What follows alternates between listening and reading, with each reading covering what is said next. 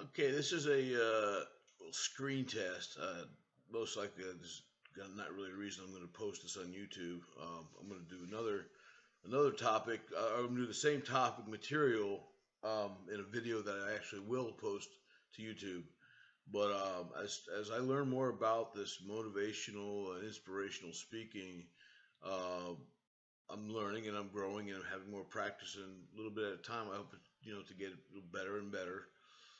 So I'm teaching myself, learning what I can from others.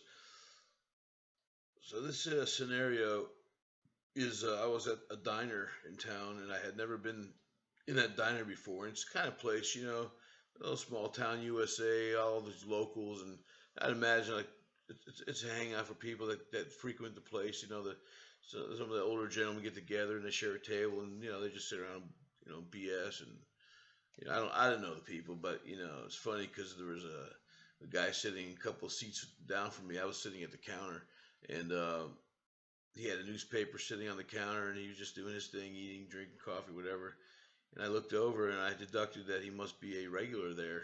And you know, if you don't know anybody, you've never been there, and just somebody eating breakfast at the counter, to be able to deduce the facts, deduce that the person's a regular and be right is kind of like good investigation work. So I see the paper, I see him. I looked over. I said, "Excuse me." I said, "How you doing, sir?" I said, "I bet you're a regular here, huh?" He goes, "Yeah, yeah, yeah. Come here all the time." He's kind of looking at me like, "How the heck do you know?" And I told him, I said, "Yeah." I said, "The paper was a giveaway." I said, "Usually when you see somebody eating a breakfast with a folded up paper sitting on the counter, a lot of times it's kind of an indication of they're, I don't know, they're regular. I got a mind like that. I'm, multi-talented in those avenues." Sitting next to me was an older couple. A woman was next to me, and then her husband was the next seat over.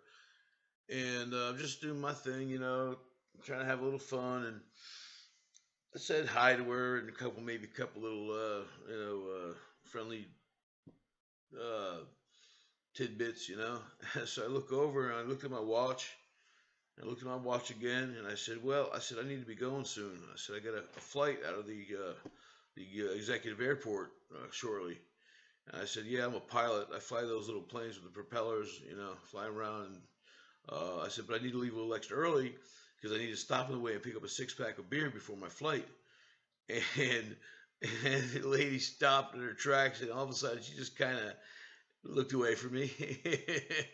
um, I didn't leave her hanging too long. I told her pretty much right away. I said, "I'm just playing. I said, I'm not a pilot, and you don't have to worry about me flying a plane being drunk." And there was a look of relief on her face, and but I have to think, who's my audience? I like to prank people, um, not all the time, but little harmless things, and I found that a good portion of people get a kick out of it. They laugh at it, maybe they'll start doing that. And I've also found that as I get older, that it's a way to have fun as I get older. So I'm having fun. So I'm just testing to see, how that went. Should just roll with it, I guess. I already started the video. Uh, well, I was in the supermarket earlier, and I was really tempted to tell the produce, the young man working produce. I went around to the next aisle, right next to where the whatever was there, tomatoes, oranges, and whatever. It was oranges, yeah. I didn't do it to him, but I said to this lady standing there, I said, I was really tempted to go up and tell the clerk that I just saw a little mouse tail scurrying under into the pile of oranges back underneath. And she thought it was pretty funny, and I guess it's on the way it's delivered, but I didn't go with it. I just figured left him alone because, if this is something it sounds interesting, way to have fun, just be aware that not everybody thinks it's funny. Some people you can actually piss off. I don't know, it's their right, but like if it's something that's humorous and harmless and whatnot, but you have to be careful too. Is what you're pranking a person, what subject matter, what are you saying to the person, because there's certain things you might prank them. Like if I, joke around about being a pilot and wanting to have a few drinks first, they might have a relative that died in a plane wreck due to a drunk pilot. So that's why you got to be careful. You don't want to go down that avenue with people. Uh,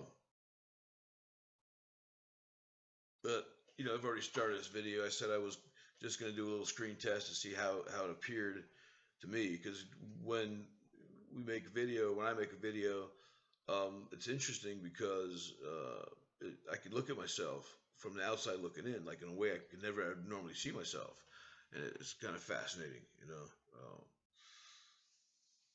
Oh, I was at the same supermarket earlier with Peter, and I saw the girl that was she worked in a bakery, but she was out, on the other side of the case, the customer side. She was just wipe clean glass, whatever, tidying up.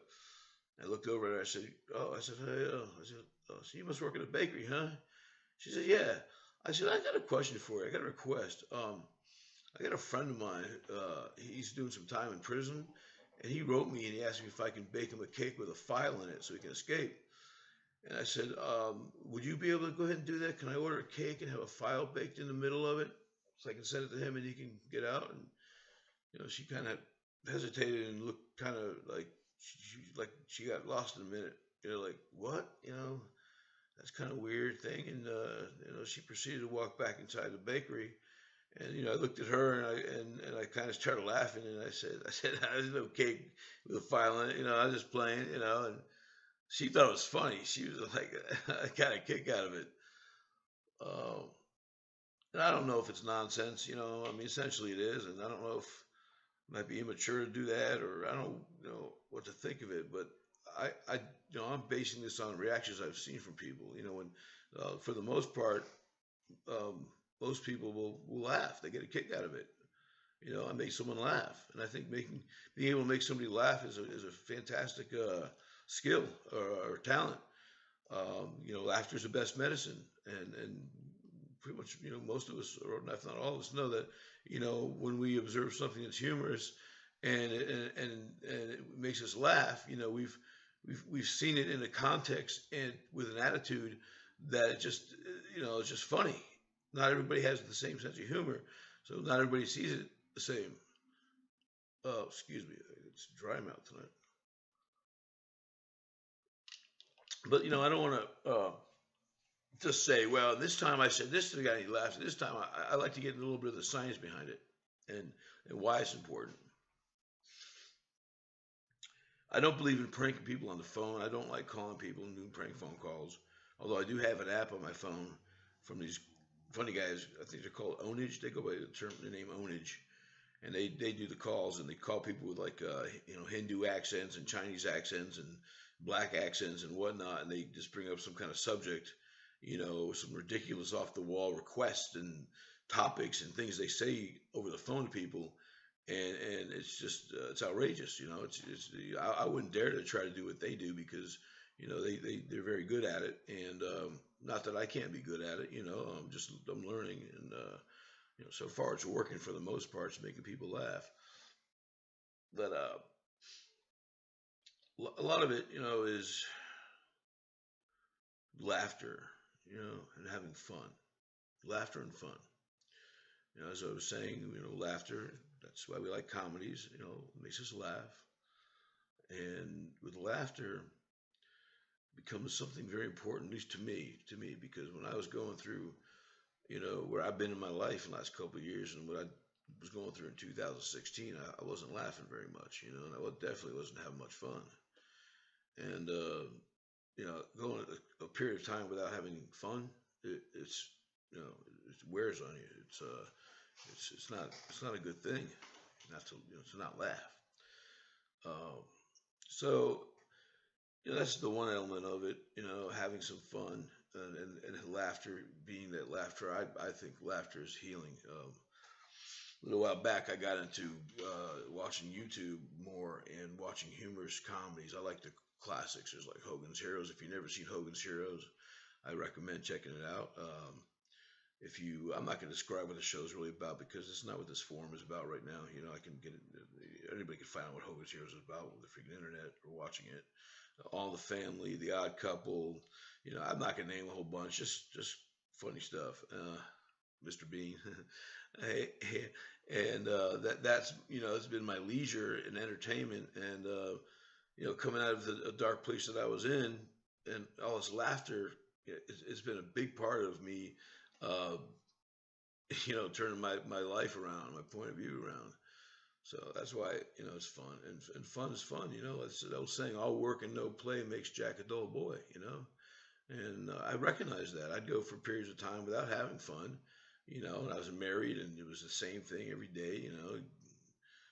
Get up and go to work and blah blah blah, and come home and get hassled by the wife. And sometimes I would get up earlier. I'd get up rather early in the morning, way before I had to leave for work, and she was still sleeping or already gone to work, and I would enjoy myself, watch some TV, and just have some leisure time. That's important. Taking time out of the day whenever you feel it's appropriate for yourself. You can share it with people, but a time to just do what you want to do. If it's reading a book or writing poetry or calling old friends that are up early in the morning, whatever it may be. It was such a fulfilling way to start my day. And that's when I was going to a job, another job I didn't care for too much, but it ended up being okay because of my attitude adjustment. And that's covered in another video I just made. I'm just going to share a couple of the ones that stand out in my mind. Um, I remember one, and it involved my grandmother and my mother. Um, this was like 100 years ago when my grandparents were in their house where my mom and my uncle grew up. I was over visiting, and I was enjoying time with my grandma. She was awesome too. Her name was Sylvia. She passed in 1980. Both all my grandparents were awesome, and my we knew people like that were in Barnum Festival Clown Alley where they did like events as clowns and marching parades and all that. Which, as a real young age, I actually joined it and I got into it. And I used to put all my clown makeup on and everything like that. And I had a clown name and I used to march in the parades and have a little fun. And I was kind of too young to go to the children's hospitals and go visiting and doing that stuff. I wasn't quite ready for that.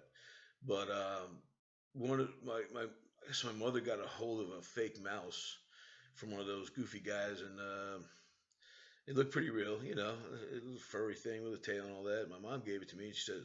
She goes, when you're with grandma in the kitchen, she goes, take this mouse and put it underneath, the front of the cabinet or somewhere on the floor. Well, she'll see it. so, so I'm like, oh, okay, that's funny, mom. I was young, so my attitude, that's funny. Yeah, let's do that to grandma, you know. And thank God she didn't have a heart attack. I mean, imagine that you're playing a joke on grandma, and you actually cause her to have a heart attack and drop dead. I didn't think about that stuff then, but so I put the mouse there on the baseboard of the kitchen, and a few minutes later, whatever, I just heard my grandmother shriek, "Oh my mouse!" Ooh.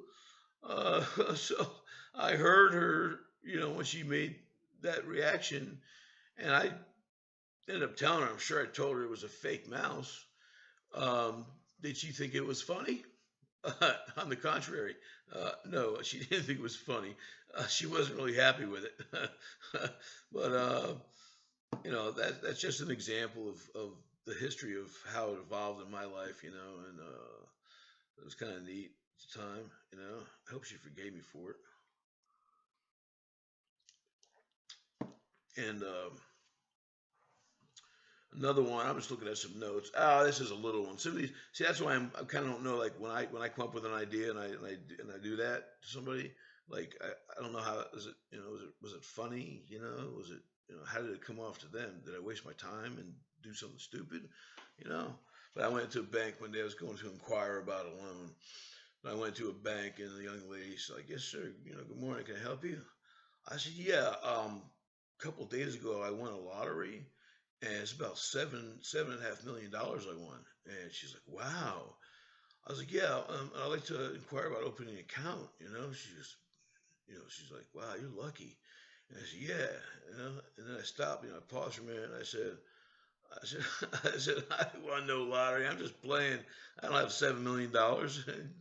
And she laughed. She thought it was unique. And the other part of the subject matter is harm. That is a consideration.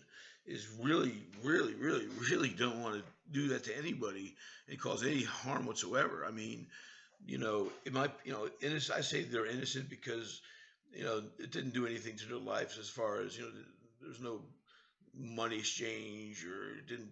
I didn't make him have a flat tire. I didn't make him do, it's just, essentially it's just harmless, but there are people that can be harmed by them. That's why I try to be very careful. Uh, you can kind of tell, just having a little fun with people. So I look over here because I got my notes. I'm just trying to see what I made notes of a couple that I did. Oh, this one. I think I'm going to close the video after this one. This, this is not my original material. My father, rest his soul, was he died in 2011. But anyway, he used to love to have fun. He would be in a restaurant.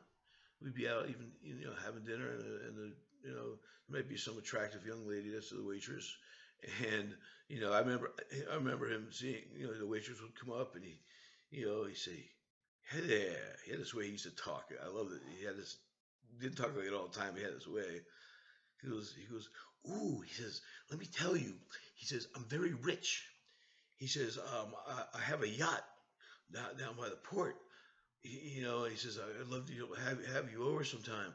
We could sail around the world." Because he says, "I'm very wealthy. I just came from my yacht." And the girls would smile, and they were like, elated. They didn't know what to think.